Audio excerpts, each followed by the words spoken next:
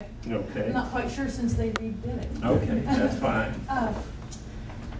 The basic question is, how do you see your role as a governing person, as an official of the county? And it's local, even though it's local government, it's my view that the role of government is to protect our right to direct our own lives and not have some clique or some special interest make a nice project that would force some people to support the wouldn't it be nice projects of others.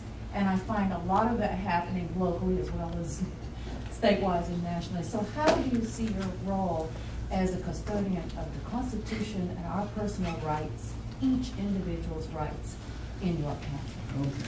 Okay. Well, the question, guys, is how do you see your role as a servant? You didn't use that word, but if that's okay, of constituents in your district, and do you believe, support the Constitution? Is that correct? A custodian of individual rights. So not imposing too much government on individuals. Is well, that's a negative. I would say, how about protecting our right to direct our own life? So protecting the rights, including our own of the citizens of York County. So how do you see your role? Mr. McNeely, would you like to start us? I think we have to keep in mind that we represent, we are simply a representative of y'all, and we do not need to overburden you with the rules and regulations to operate your household with. And I think less government's better. I don't think we should have any laws that would limit you to a free society, a free way to live. Now, they are codes and building, regulations of zoning that you certainly need protection by, that you don't want your neighbor to put a, pig pen right beside you and it doesn't call for the zoning that way. So those protections need to stay in place. But I don't agree that we should be intrusive with the rules. I think business people need to make their own decisions how they run their business.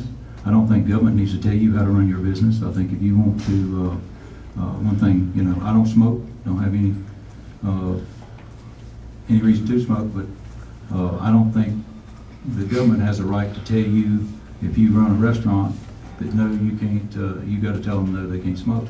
I think that business, any business, should put a sign on their door and say smoking or non-smoking, and as I walk up to that door and decide, well, I want to go in there and eat or I don't want to go in there and eat, that's my decision, not the personal, private business owner.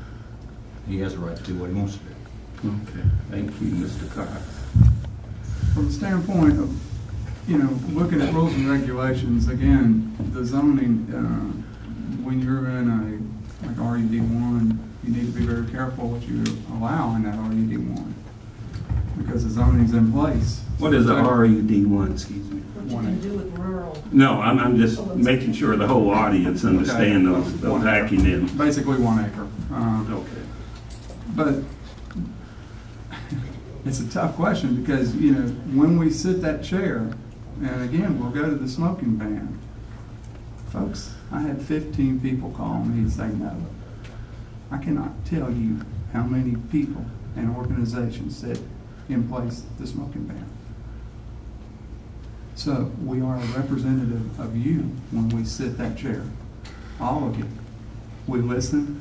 Our phones are here. I know Steve's got a cell phone. We've all got them listed. I think mine was in the paper. The web pages are there. When we're sitting in that chair, we've got York County website to go to. You can email us. We're a representative of you. We have to be cautious with what we put on the books, yes. But when you go into a restaurant to eat, do you not think about DHEC doing their inspections? Did that restaurant get an A? Did that restaurant get a D? These are the type of things that we want to continue with. So, with respect, I hope I answered your question. Thank you.